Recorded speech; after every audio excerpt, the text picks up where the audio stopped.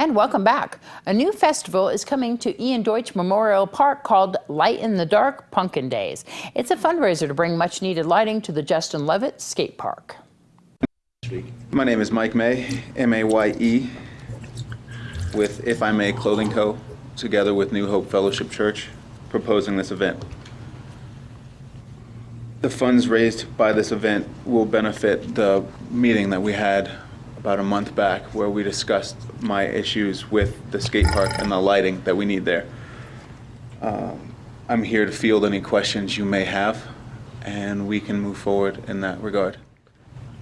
Yeah, lighting, let's say, I'll say is a concern. You got to keep in mind, I mean, we spoke yesterday quite a bit about it, and they are aware they have to bring in lighting. My concern is you got to keep in mind this is not a flat surface. I'm worried about the liability in the town if there's an accident with this type of lighting, because it's skate park lighting they're so picky about the lighting. So that's my only concern. If we can, I don't know if we can have them sign waivers or what we can do, but that's my only concern about having proper lighting. And it's kind of, they're doing everything they can to produce lighting. I just don't know if it'll cover us in a liability issue. All right. Chief, do you have any issues? Good morning. I met with the crew that's looking to promote this event. We met for approximately an hour yesterday. During the course of that, we addressed open flame because it is a pumpkin lighting issue, and they're going to be utilizing battery-powered candles. We also discussed the fact that considering the agenda that they may have approximately 1,000 participants. We're looking for EMS coverage. They've agreed to pay Pahrump Valley Fire Rescue to cover the event. There's also a discussion regarding the vendor booths that will be operating there, whether their propane is going to be used as far as cooking surfaces and such.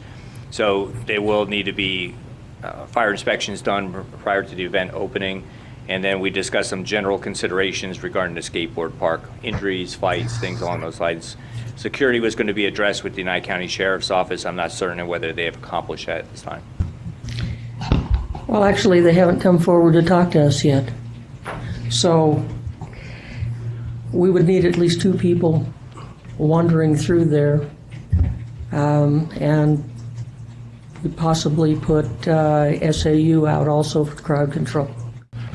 So we have the in the motion we have all the requirements for the agencies to have coordination, all the waivers to be available, and the insurance to be in the town of Pahrump's name.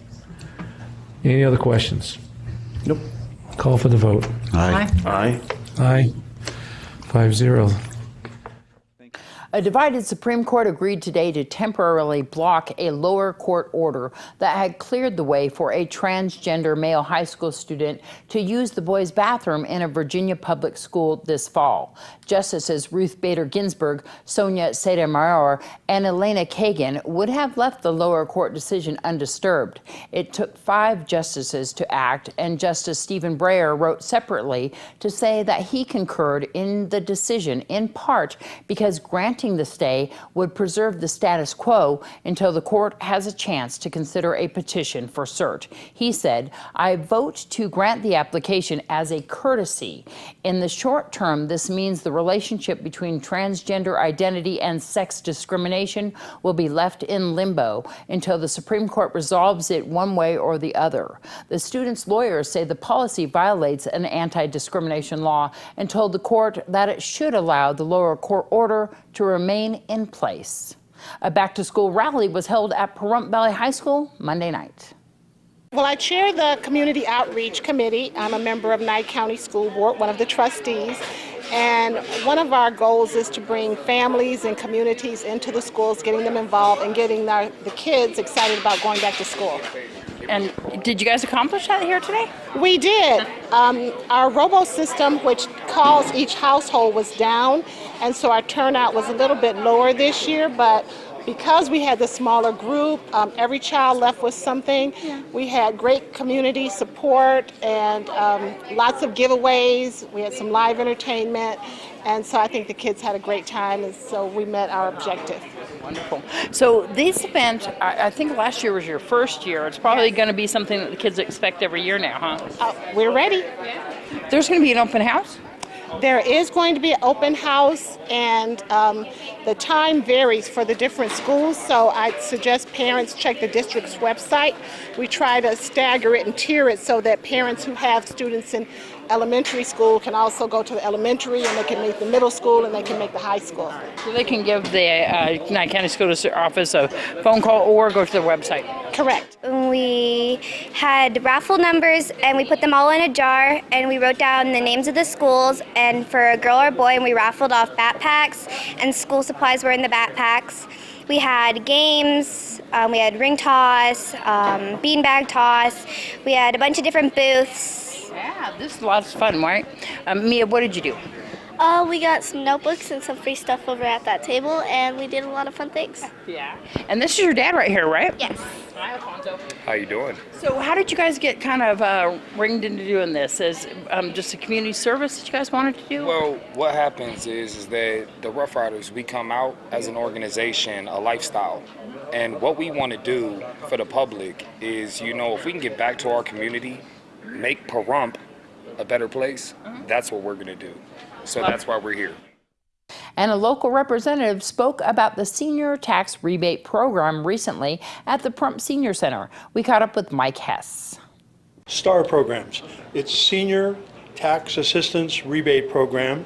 It's oriented to giving back to the seniors over 65 who own their home a portion of their property taxes, if not all.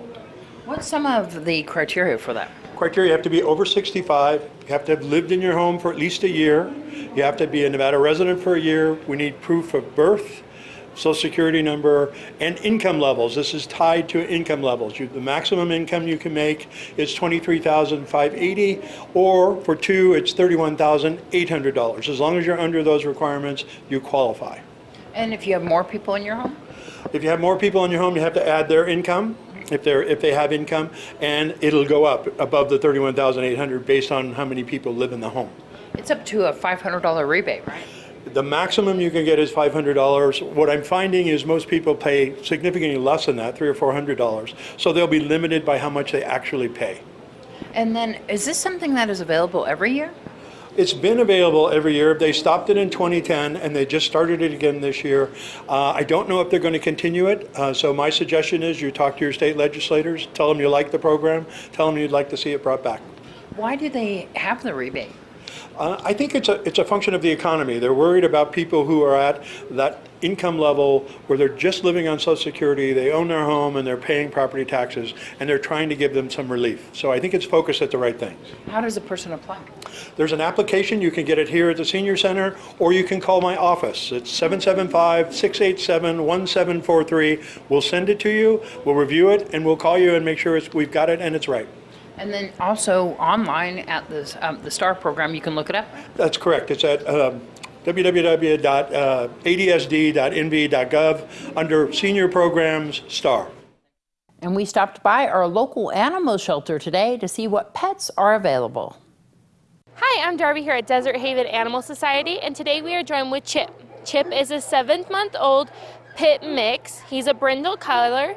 He is kind of a sad story, but he is full of energy and he's really sweet, and he might take a little bit to come out of his shell, but in the end he's a really, really good boy. If you want to see him or any of his friends, cats or dogs or any other animals they have here, you could stop on by on Siri Lane, which is behind the Nye County Courthouse. That's on Basin Avenue.